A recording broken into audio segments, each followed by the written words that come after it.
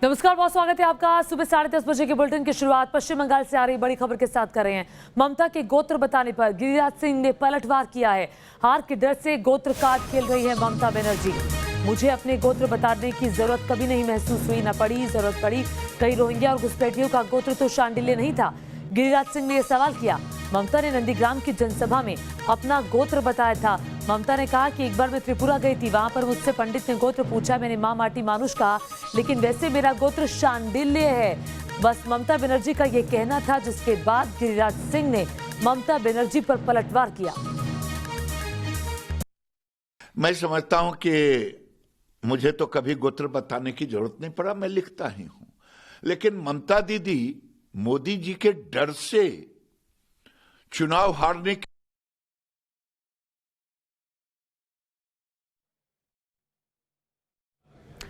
तो गिरिराज सिंह को आप सुन रहे थे, उनका ये कहना था कि मुझे तो कभी जरूरत नहीं पड़ी कि मुझे अपना गोत्र बताना पड़े।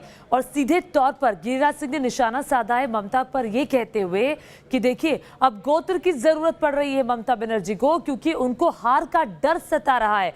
आइए आपको सुनवाते हैं क्या कुछ कहा गिरिराज सिंह ने। मैं समझता हूं कि मुझे तो कभी गोत्र बताने की जरूरत नहीं पड़ा, मैं लिखता ही हूं। लेकिन ममता दीदी मोदी जी के डर से चुनाव हारने के डर से गोत्र बता दी। अब तो मुझे लगता है कि ममता दीदी अब आपको मुझे बता दें कि कहीं रोहिंग्या और घुसपैठियों का गोत्र। तो गिरिराज सिंह कह रहे हैं कि कहीं रोहिंग्या और घुसपैठियों का गोत्र तो शांडिल्य नहीं है। और इसके बाद इससे पहले ममता बनर्जी ने ऐसा क्या कहा था जिसको लेकर सीधे तौर पर गिरिराज सिंह ने ममता पर निशाना साधा, जरा ये भी सुन लीजिए। तो ये आपको सुनाएंगे कि आखिर ममता बनर्जी ने क्या कहा था, क्यों उन्होंने बताया कि मेरा गोत्र शांडिल्य है। हालांकि मुझसे जब पंडित ने पूछा तो मैंने मां माटी मानुष कहा। उसके बाद ममता ने कहा कि मैं बता दूं कि मेरा गोत्र शांडिल्य है। और ममता बनर्जी का ये कहना भर था कि उसके बाद से ही ममता बनर्जी पर बीजेपी निशाना साध रही है। सबसे पहले गिरिराज सिंह ने पलटवार किया और गिरिराज सिंह ने कहा कि ममता बनर्जी को अपनी हार दिखाई दे रही है, अपनी हार दिखाई दे रही है और इसी के डर से ममता को गोत्र बताने की जरूरत महसूस हुई।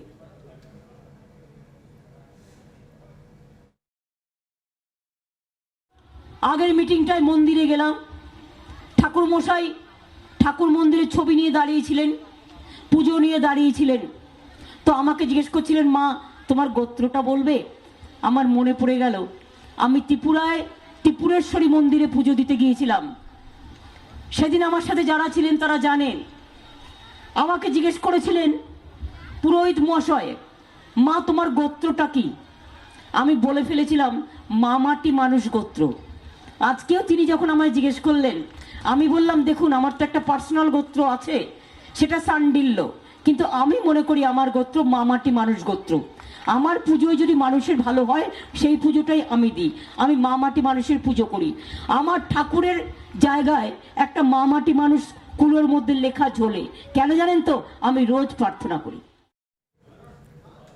और देखिए, एक चुनावी रैली के दौरान ममता बनर्जी ने अपना गोत्र बताया कि मैं शांडिल्य गोत्र से हूं। और आखिर अब ये जो राजनीति ये गोत्र पर क्यों आ गई है, यही समझने के लिए तापस सेन गुप्ता के पास चलते हैं, जो इस वक्त पश्चिमी मिदनापुर में मौजूद हैं। तापस, ये बताइए कि आखिर ममता बनर्जी को गोत्र बताने की जरूरत क्यों पड़ गई?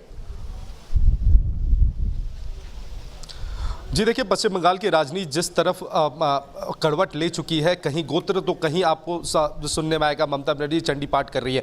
तो जो कहा जा रहा है कि ममता बनर्जी गोत्र का उल्लेख करते हुए ये कहीं ना कहीं जताने की कोशिश की कि वो भी एक हिंदू है। और हालांकि नंदीग्राम का एक बड़ा हिस्सा, नंदीग्राम 1 और नंदीग्राम 2 जो कहा जाता है, तो एक बड़ा हिस्सा वहाँ पे अल्पसंख्यक समुदाय के लोग रहते हैं, मुस्लिम लोग रहते हैं, और कुछ दूसरी और कुछ हिंदू परिवार भी वहाँ पे है। तो उसको ध्यान में रखते हुए सबको एक माला में गांथने की जो कोशिश है ममता बनर्जी का, वो कहीं ना कहीं कल देखने को मिला रैली में, जब उन्होंने कहा कि उनका अपना गोत्र तो शांडिल्य गोत्र है, लेकिन माँ माटी मानुष जो है वो एक लार्जर पिक्चर में जाकर सब सबको समेट कर, सबको इकट्ठा एक जगह पर लाने की वो कोशिश ममता बनर्जी कर रही थी। हालांकि बीजेपी की तरफ से इस पर पलटवार किया गया। गिरिराज सिंह और भी कई आला बीजेपी नेता जो सवाल उठा रहे कि ममता बनर्जी को अचानक ये गोत्र के बारे में जिक्र करने की क्या जरूरत पड़ गई, वो भी नंदीग्राम के चुनाव से ठीक 48 घंटे पहले। और इसको लेकर एक सियासी लड़ाई जो है और राजनीतिक लड़ाई जो है वो तृणमूल और बीजेपी के बीच कि देखने को मिल रहा है यार कल से। क्योंकि अभी नंदीग्राम में कल वोटिंग पड़नी है, उससे पहले 48 घंटे पहले ममता का गोत्र बताना, क्या ये किसी स्ट्रैटेजी के तहत लगता है?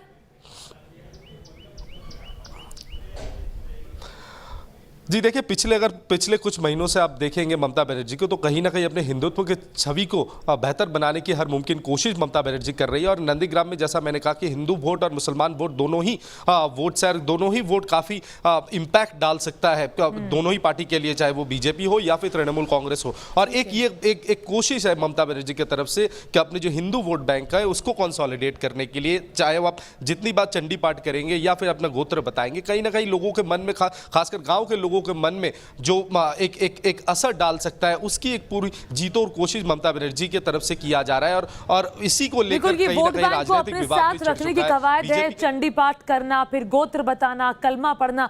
बने रहिए तापस आप हमारे साथ।